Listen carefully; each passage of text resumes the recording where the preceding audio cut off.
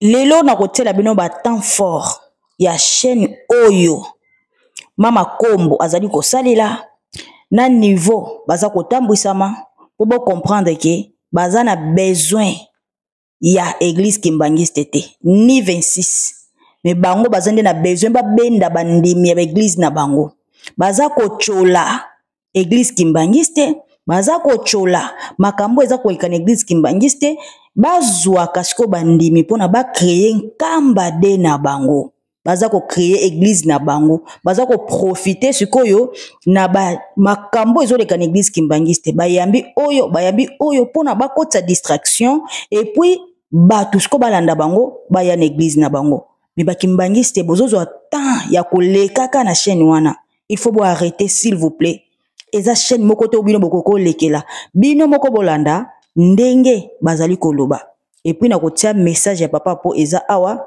ndenge papa na ye Vero Matuila papa pasteur alobaki bolanda na bokebi nyonso mama Kombo azomona lokola bazo déranger na mosala na ye atangela ye azosala mosala na ye nzoka nde wana azosala eza mosala te me azofingisa nde lingomba na ye moko epa ya bangunza musala to boite sala musala na yo me oyo te azokoteka lingomba epa ya bangunza do bangunza baya bazwa na bango olala tolanda église kimbangiste suje kokabwa ane ya suka ya boyokani entre mokoto na centre soki bayokani te lingombe kopandana pe nzambe akoboma papa ki ngani était Jésus-Christ est noir bango pe basala qui marche le 25 mai bakimbangisa ba était tata dialunga na ndazali Jésus-Christ pona yo tuma kozi kamala matondo mingi kiboumbu mibale susu kiboumbu mususu tolingi to bima mais le lenge ya prédication ana ezomema biso susu na kiboumbu mususu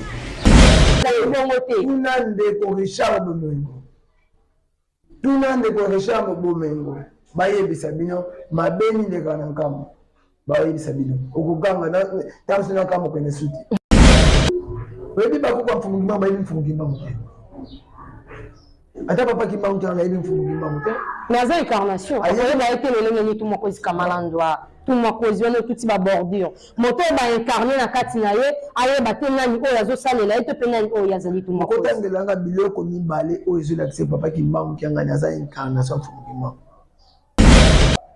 bakoko ya mfumukimbango tokoloba ba na classe spirituelle baza vraiment na capacité spiritualité oyo ko sala lelo bako simba kawa wana parce que kawa est très puissant ils ont kawa te parce que kawa wana na maman moko boyepe et limwaka kawa o papa kimbango asalela parce que nzamba kimbango fana na kawa wana bakoko kimbangu bazali na capacité spirituelle te ebite na kati ya bakoko kimbangu otipe na papa simo kimbangu kyanga ni na kati te olenge ni tuma kozika malando matona mingi oui na longo ni mutu te bango nyonso bazana capacité spirituelle te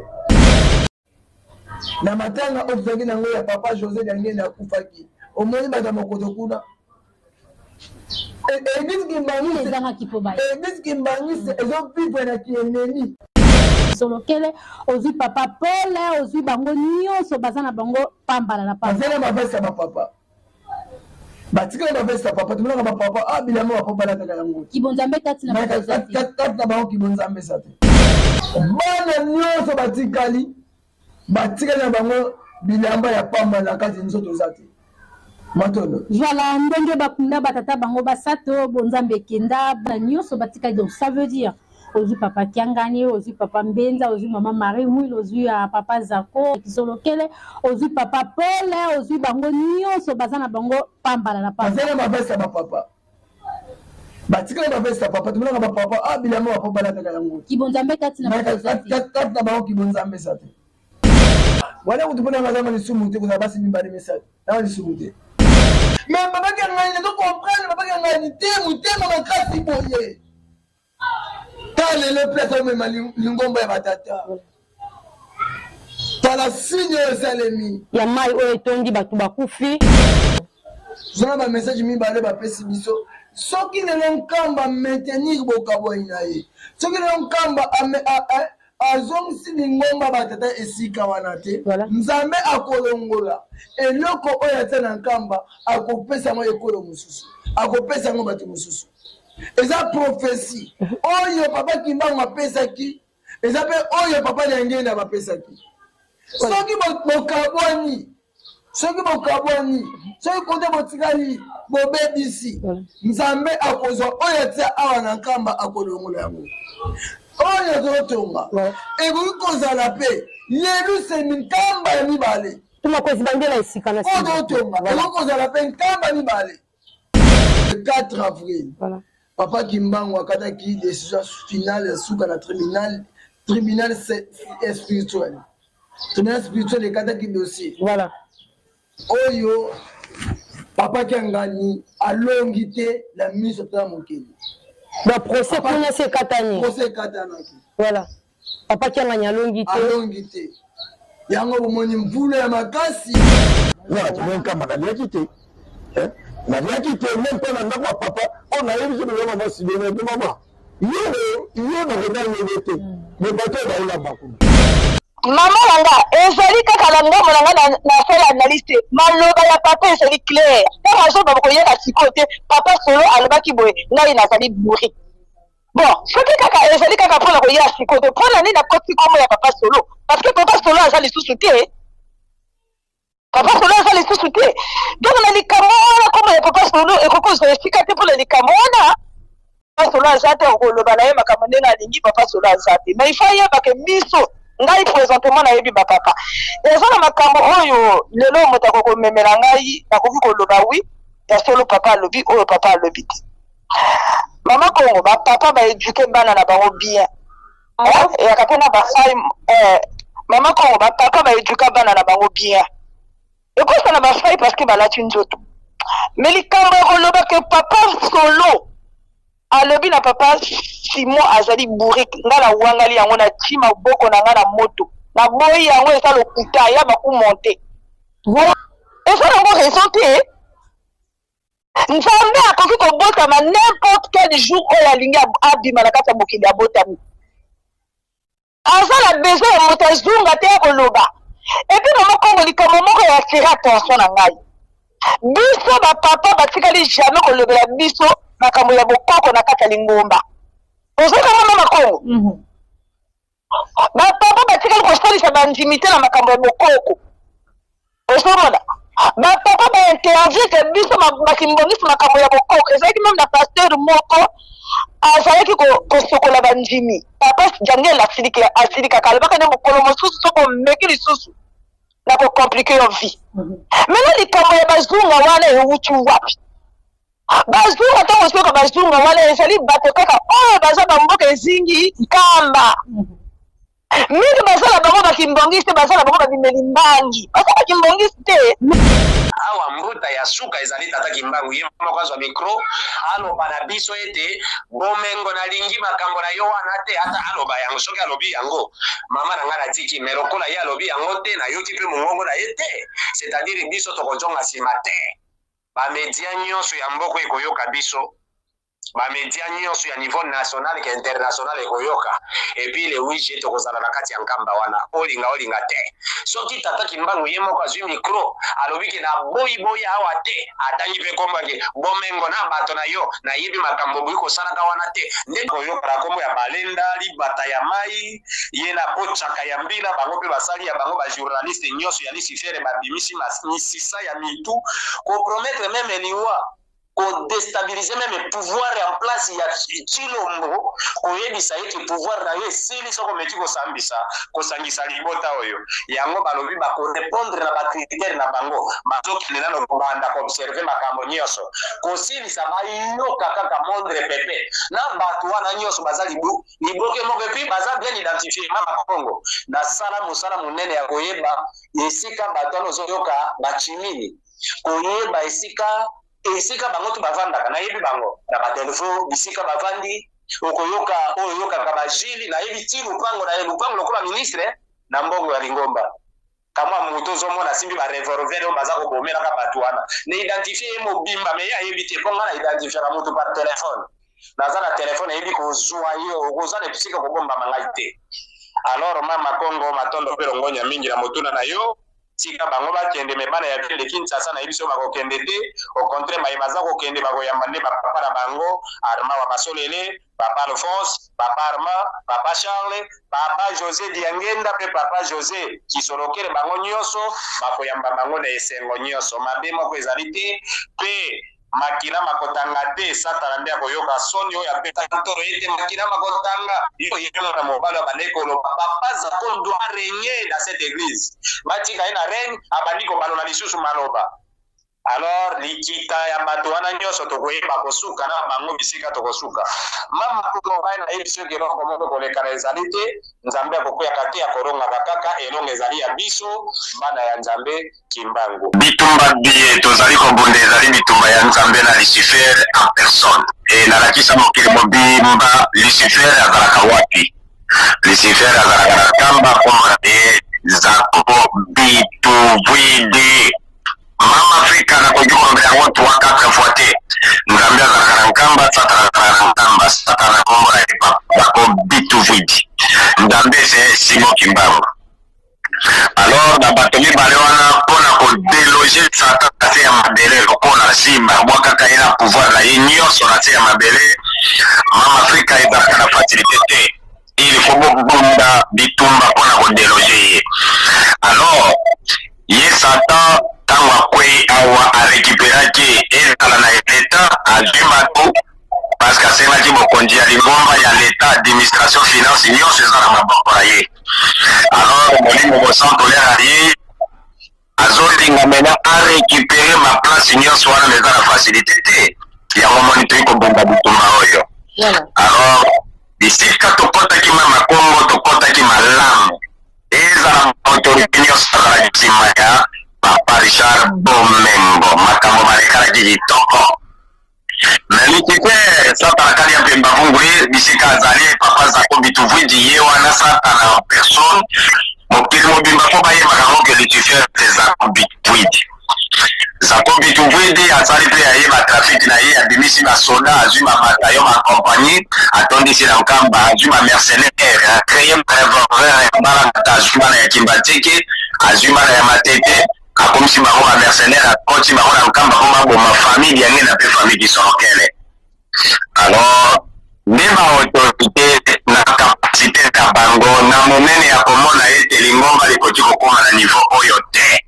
parce que mokonzi ayambaki bapapa ezali teke bapapa bakendaki te mokonzi ayambaki bango bakutanaki mpe basololaki na désert Mama Kongo tu es méchante olelisi tata na yo tata na nkambo pauvre papa révérend pasteur tobotaka bana tobotaka mitema te pasi lobi nango tokutela tata pasteur communal ya Mandal révérend Mantuila tata ya mwana wana et puis la fille porte les mêmes noms que son papa ayi papa pona lobi na mwana na lobi ou bien yo tata ou bien ngai tata ou bien ngai tata yo mwana ta lobi na yo fini avec cette chaîne so kele so kuna koyeba ngai naza koya alobi na nga kutu papa apo na minute osoloba ba fétiste fliki félicitations fliki boza penza héritage du Saint-Esprit fliki luka ou est sanctionné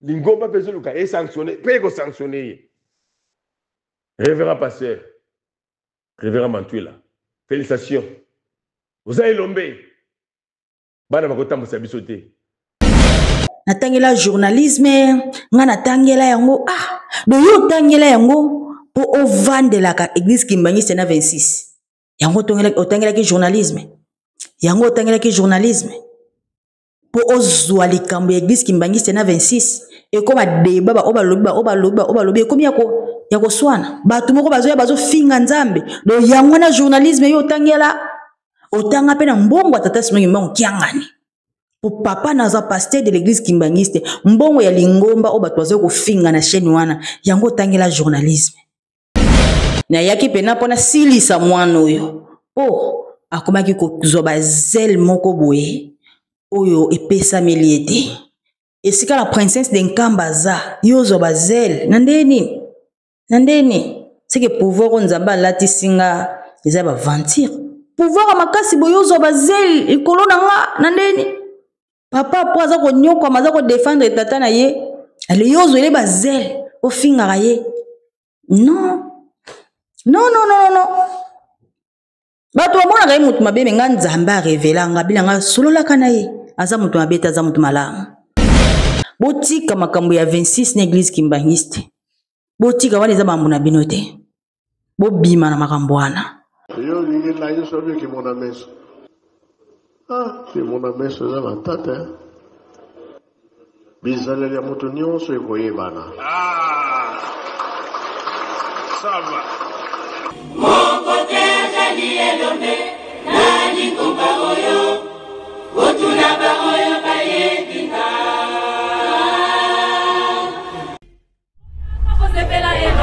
mabota bango ya awa koluka ngai nzambe Aikibangu nalongi mokili Ebele nijemo banda Aikibangu nalongi mokili Oyanga mosepela elongo nanga Aikibangu nalongi mokili Otika nikumba ya milo banda.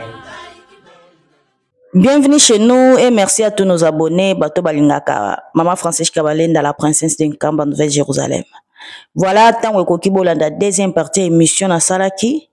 Yango na bina sa elabino annonce oyo. Attendez bo moni photo écalé, bo s'inquiéter, bo kolanda émission na bino naboke binyonso. N'oubliez pas de s'abonner, aimer, partager émission pour Awande Makambo. Émission qui m'a Nzambe, rien que la vérité. Ngana lobela moi parti ya mwana oyo to telemelaki Vero Matuila. Bo moni ke aweza cours de grand. Azwaki temps ya kofinga. Chaîne wana ya muchopi tata na ye wana. Afinga papa simongi mo kyanga na ndenga dega. Afinga papa mabe. Tata wana afinga papa simongi mo kyanga na niveau moko ebanda ko sala passe na motema. Menzoka nde Nzambe azalaka na ba plan na ye bosakana. Etango ko sisa bino ezali. Sikoyo batu bandimaki te. Ngana lenda na yate pona sakana na yakate pona échouer. Soki oboni muto aziko mbola nga panda tango mulai nga na osimba yete na lobelo te. Na tika ka ye programme Nzambe esala kati na ye. Tango Nzambe kopesa nga programme na ko batango ekoki sikoyo ya koniata ye. Ponga so na simbi mutu soki na zwiyo yebake na bomi yo mbala moko. Okoza so na pouvoir te. Nga soki na zwiyo na maboko na nga. Nazwela yo temps.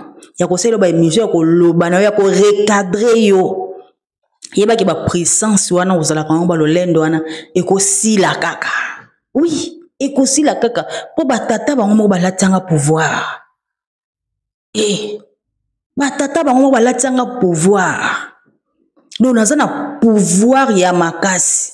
Soki na zwiyo eke tango ekoki pena na zwa temps ya kolobela yo. Yeba kiza Nzambe nde siko apesinga passe betana koloba yeba ke pouvoir na nyonso esili ya kogango bande koganga ya kolo bato mosusu balobaka na tala bango bato ebele bazwaka temps na tala bango bato mosusu kutu monaka bango bakoma kosila balobaka lisute siko mwana Vero Matuila mama kombo azwaki pena monopole ya koloba azwaki audace moko nga na vandi na bime mwana oyo quelle audace. Baza ko finga no parce que ngima okianga ko chola kombo na ye mais azo ko continuer donc azo comme mona comme likolo quoi. Ah la la la la non mais moi no fois kita. Ah mwana muki awa ko le kate cours de grand mais non e ko simba te. Poto sa ila Nzambe na solo to blague te. To yesu ko mona biso ko ba ninga na ye ay ko pota batu buzoba. Non. Ta on a bimisa ki likambo na ye. Mukile ganga mukile gangie weba ke awa ba jezaka te Nzamba prépara ka de nyonso na kombo ya tata pe ya mwana pe tata molimo mosantu nasali audio oyo pona ko manifester regret na nga ya makasi alors ya makasi pona nini na lobi regret ya makasi à travers mwana na biso jeune fille na biso na koloba ndenge wana oyo azali journaliste asalaka na chaîne ya KBA 999 kuna bapesa ye kombo eza chaîne ya bangunza bapesa ye kombo Mama Congo. Et pourtant son vrai nom kombo ne ya solo ezali Véronique Mantuila to Véro Mantuila. Ya azali bongo mwana ya pasteur communal ya église Kimbangis na paroisse na biso ya Bandalungwa to na paroisse ya Bandal.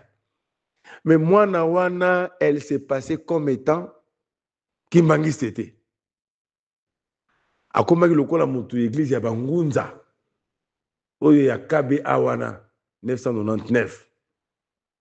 Mais yaza Kimbangiste flûtiste na paroisse na biso ya Njili kuna na section ya Lukau mawa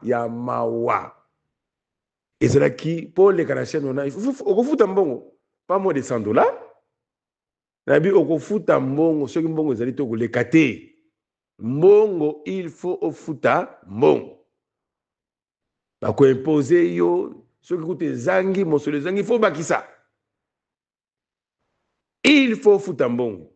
Donc eza chaîne moko commercial to le bandengwana. Et puis eza tekeo eza chaîne eza na siège nango boye bovandi bozo lekana émission régie eza wana plateau ezali ba journaliste bavandi non basalaka ndenge nini bokoya bapesi rendez-vous na lopango moko boye bokomi wana plateau na bango ezali véranda lopango wana bapesi bino na mokolo bango bapesa bango véranda espace eza véranda batili bino deux kiti wana deux chaises avec une seule caméra kaka moko bakiti bati wana et donc plateau nango yango wana caméra moko bobandi kosala émission soki esili réalisateur na bango papa Mbumba allez akena ba élément wana akeko monter papa monter ndenge koleka soki na pourquoi tolobi nango moyena quelque chose oyo futi na éviter nga lokola ba ebeki nazalaki naza conseiller na cabinet chef spirituel église Kimbangis soki kutu mbongo ezangi okofuta okoleka te il faut de l'argent mbongo pas moins de $100 et il faut foutre bon. Alors chez nous on a beaucoup de mais papa peut les caca oui ngana les caca na kenda ko pesa droit de réponse pour na moni chez nous on a ba attaquer les kaki mingi basa ko chrétien tout ko attaquer nkamba kidi nkamba c'est ça divinité papa Simon Kimbango kiangali ko vilipande conseiller direct professeur docteur Papa Zako, conseiller en charge de l'administration, paye les beautés centres. Parce que parler, bah, on t'a mouqué. Tant la monnaie, bah, moté monzi là, bah, les cas qui kuna, qu'on torpille sa divinité, qu'on clashe sur, conseiller direct, qu'on vilipende des familles centres, il faut que c'est la droit de réponse. À ma qualité à conseiller en charge de la communication, na kendaki, na sengi bango. Ba bientôt les canaux téléphone ngabité non c'est la téléphone té boye mutu tokuta na biso mutu na mutu pe ba bengi ba to ba lekaka na ba chaîne wana ba mbote monzila ba Guy Laurent et Afrique du Sud ba tubelé boyamba apoter c'est Satan en personne ba binga aponde Satan en personne ce que boyambi bo bébé c'est ma chaîne la bino pour besoin demander Satan. On non père, tous les gars à la téléphone n'avaient pas question. Donc on a insisté qu'il y avait un droit de réponse, il refusera droit de réponse. Autant de minutes maintenant, les gens peuvent les cas dans le bas. Pour cela, n'apporter lumière dans ma camboyo, il y a le couteau dans le lobby. Tiba yambanga, na fouti monga. Malgré dans les cas qui, mais les mêmes personnes, oh yo, balobara makambo le couteau. Les Motemonzila, les Guy Laurent, les Joma qui est consort, au Boyebika Babouni Saralingomba, au Bafingaka, sa divinité, qu'on finga va conseiller direct, famille et santu, nga kutu kolobate, na koma nga chiffon. Tant baleki le susu ngana ye pour la deuxième fois na bi il faut na leka le susu droit de réponse kaka na yaki na futi même bon na leki malgré ça ngabi na ko mona chaîne oyo ya makaba opposant nyonso ceux-là qui se sont rebellés contre l'église Kimangisi na bandi Sylvain Motemonzila Jomak alias Makengo Makiadi Jean-Marie Tobandi alias Tobange Villa Léon Madukila alias Kuvubaka oza Gilora ya Afrique du Sud oya finga ranibi karabatu singa kutu chiffon na ye oyo kozwa mono ampuko na Chypre Joseph oyo kozwa soki Bibi la sirène donc ba yambaka batu nyonso na batu mosusu bazana ba Kimbangiste te il se passe comme état de sympathisants mais il croit en Simon Kimbangu nde balobaka donc chaîne wana ekomaki lokola jugement ya ba Kimbangiste et na mutuna ni mwana wana Vero Mantwila mwana ya révérend pasteur na biso ya Bandal le pauvre pasteur Bolimi Sangai tata ya batu ayebi na ye lokote pona sokene na kamba tango likutakano oya août 2025 mwana na maratongo ndenge révérend Senga bimaka papa na kimusala osala ka wapi na sara na chaîne moko boy mais tinga fona papa bi il faut olakisa chaîne yo salaka na mwana pe responsable la bino mwana akimaka mwana kimaka nzoka mwana za flûtiste Kimbangisi flûtiste ba photo na tchaki on a dans les réseaux sociaux bon mona ki aza flûtiste na biso na paroisse ya Lukau na commune Njili flûtiste Kimbangisi mamba na ye pour paix à son âme atika biso na 2024 azaka mona jeteki yaya na ya moi sibe Kimbangisi donc une famille ya ba croyant Kimbangisi pasi mais moi na koleka kula ndeko nanga papa c'est ça tant on leka tuniye mais yo ozana maîtrise makambegisi Mangisi awe kuma lokola jugement ba Kimbangisi yo le ngoma noni o papa ndenge alobaka na biso alobaka ba na mingi baza libanda donc azokima kula saki asa Kimbangisi pour ba c'est là qui cop ndenge ba kino balobaka na kilelo ezalaki cop ba lobela matière Kimbangisi pour lokola batwa ba disida baza ebele et comme le jugement tribunal ba Kimbangisi na mutu ye pour yene ayambaka ba Kimbangisi wana yene spécialiste ya chaîne wana en matière Kimbangisi voilà donc et comment que lokola ba et comment que lokola te mais comment que jugement ya ba Kimbangisi boleka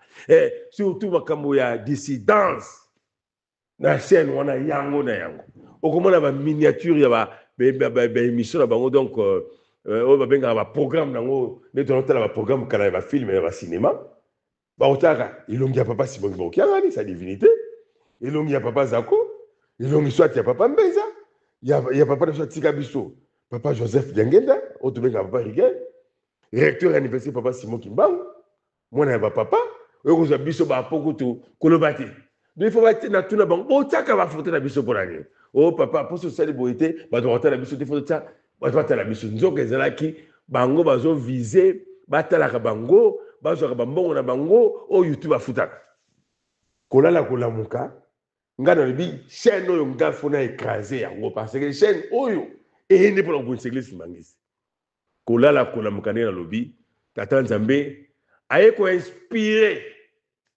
bato akoka ko inspirer bato pe ya malamu babi mais mwana wana ya mbakabino zaka Kimbangisi obino benga mama Kongo comme na Vero Mantwila aza mwana ya révérend pasteur communal ya Bandal tata na ya tika maman na ya tika biso année de 2024 nazui mwana na téléphone nabi naza na kamba nazui numéro tata na yo na bengi tata pasteur a sutuki ay papa po mwana mungana likambo nini likambo zali na mwana ngabite papa to so alobi papa ngala zaka mama ngala fana pa mama nga kulutu tango akufa kina 2024 mamoko na longwe Kimbangisi po mama kulutu nga a imposanga na kuba Kimbangisi ya wata na longwe kuna e mama kulutu nga kufi na zonge pa na biso allez na zonge na église ya bangunza lokuta mama oyo zobenga mama kulutu mama na ye o atika biso pe a son âme to ka nsela ndeko na so mwasi mama na biso na mabete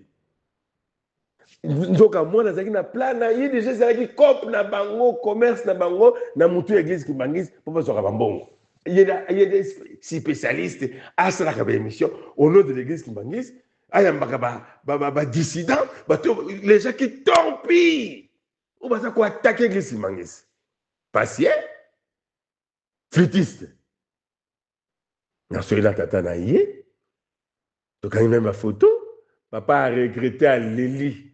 Aïe, papa a potobo tarabana, mais tobo taramite maté. Naïe, bikou, tu t'es sur ce baga, nazo kamwa. Nazo kamwa, yako kamwa pour la mwana ori. Papa a po. Naza kozonga Kinshasa. Pena kubenga mwana usana mwana, na bi papa te ya mwana.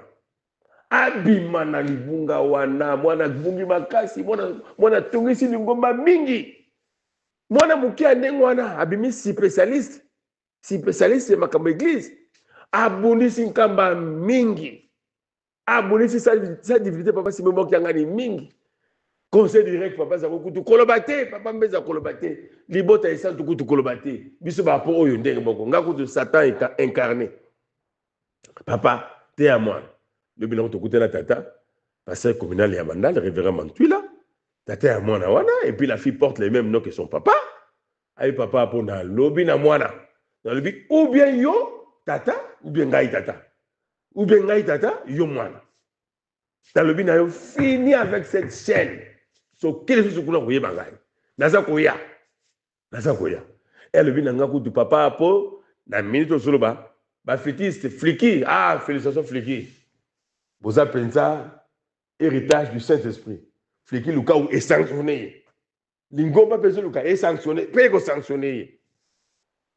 Révérend pasteur, révérend Mantuila, félicitations. Vous avez lombé. Bana bakota musabisote. Mwana wana faut ya kosenga bolimbisi. Awa na kamba Nouvelle Jérusalem. Atungisi l'ingoma mingi. Na bangunza wana. Ayambaka batu. Batu bayaka wana. Pour ne pas comme dit quoi jugement avec Kimbangisi. Donc basa ka mission mikolonio son zambasala mais banda kaka to kanyi mwana wana kaza flitise Kimbangisi nzoka ndale bakamati bakoleka so balobani bakoleka po balobani donc lukutakanu oyo heureusement biso bapoto ya kipe na kamba malgré maladie ta on a combien fièvre betinga même na ba travaux na tika ko participer pour nous te tungisenga makasi. Et tout le monde pendant 10 jours. Il a participé à côté. Mais Nzamba Salige, il y a mon papa Simon qui a contane na tata na to sololi. À partir de moi neutralisé. C'est on appelle neutralisé. Dans le bagi bino na ko sugri sa bino chaîne o ya KBA. Bino bagi bobu ni église qui mangis, bobu sa papa Simon qui a boko kokate. Boko kokate biso ba poto za wana. Boko kokate mukete. Bino bangunza bobio to bozo kwa na papa Simon Kimbango bozo kwa na papa Simon Kimbango botika kiza na bangunza bokuma bakimbangisi bayamba bino bo la sapeza ke bozali pa na papa Simon Kimbango mabe Vero Mantuila mona na ngai ti wapi mwana nga ti wapi okomi boy omi pesi kombo mama Congo ah tu es méchante olelisi tata na yo azia tata na nkambo pauvre papa révérend pasteur. Ah, tu bota kabana, tu bota kamite mati. Pasi, hein? Et l'on yo sali. Moi, il faut que senga bolimbisi. Ah, papa Simon mon kiangani. O déranger papa Simon mon kiangani makasi. O déranger kama makasi. O déranger qu'est-ce qui manque makasi. Tu es méchante, notre fille. Voilà. Malobo na zaki na mona pesa na mokili mobimba ilanda. Ko talanzoka. Mwana oya tungisi révérend passer côté ninga rigueur te. Likambo isa na pasi. Il fallait quand même qu'il y ait ba. Mwana oyo identité na ye. Ba vanda na plateau na moninga na ye. Bazo buka lokuta na komolanga. Ba lo baba makambu ngala sala bo nyoso la pona ko bukela ngaka lokuta. Pasi po bit na mo zalaki to déranger papa po to déstabiliser ye.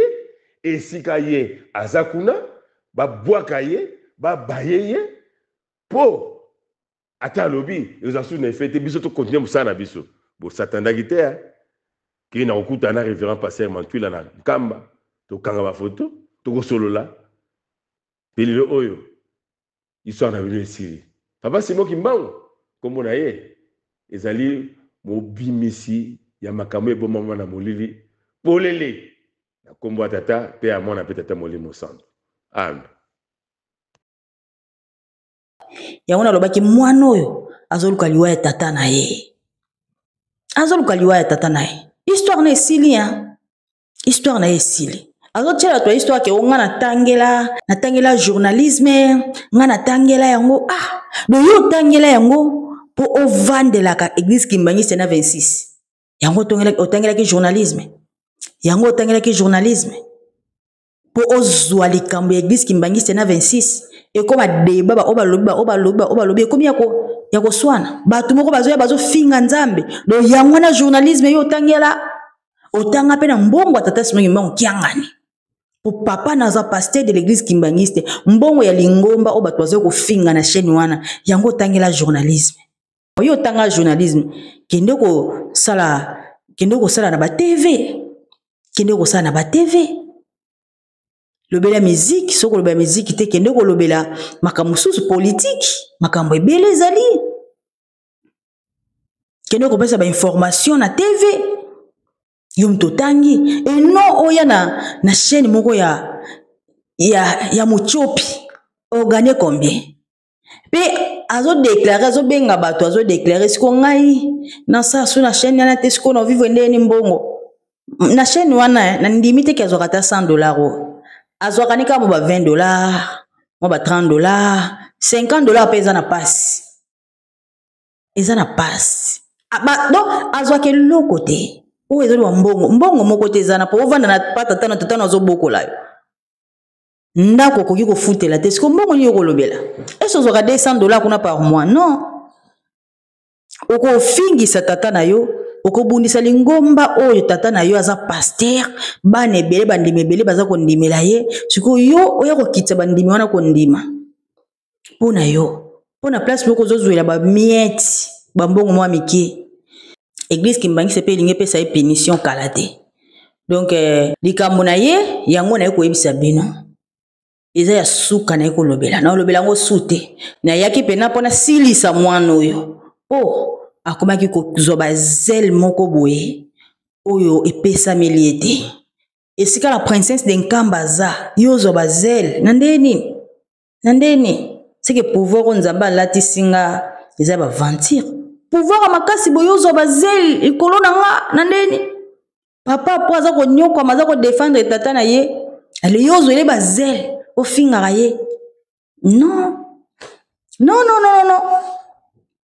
bato wamona kai mutu mabe nga nzambe a revela nga bilanga solola kana ye aza mutu mabeta aza mutu malamu papa simuki mbango a revela nga bilanga solola na ye po tango abenga nga na bande ko éviter po nga pia kapena bato confiance te mais papa alobi na nga solola na ye aza mutu mabeta aza mutu malamu ya ngwana ta balobaka mabe na kombo na mona bango azoba abundela ka batata na tango wa molimo santo za o faut azana ba défenseur. C'est ça. C'est que jeune fille mosusu soit tikali na chaîne wana. Jeune fille wana fwa zwa mayele. Soka lingi vi na ye. Asenga bolimbi sakele na yeko senga bolimbi sipo aza ko finga nzamba aza ko yeba te. Balongwa na bosoto wana Mochopi wana aza na église na ye. Aza na église na bangunza. Alobela bangunza. Alobela église na ye.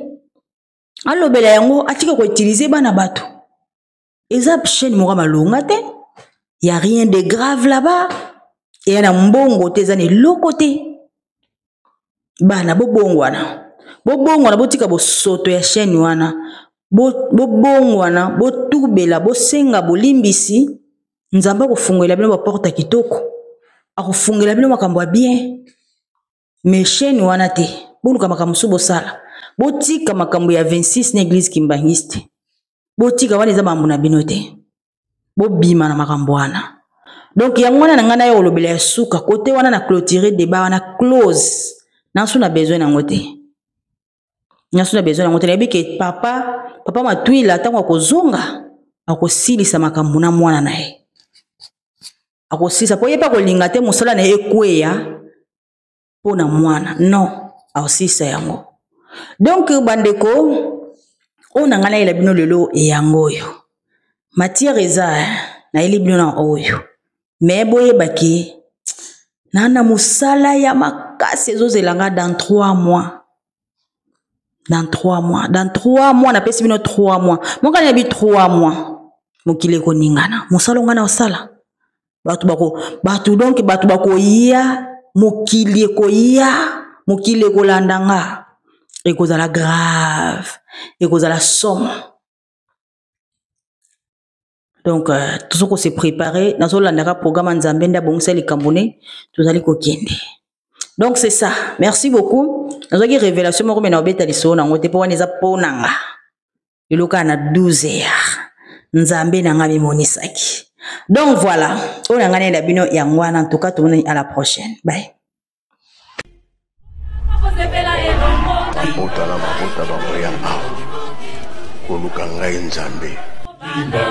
Kibangu nalongi mokili Yemo ebele mikemo banda Kibangu nalongi mokili Oyanga bosepela elongo nanga Kibangu nalongi mokili Otinga mikumba na bilo banda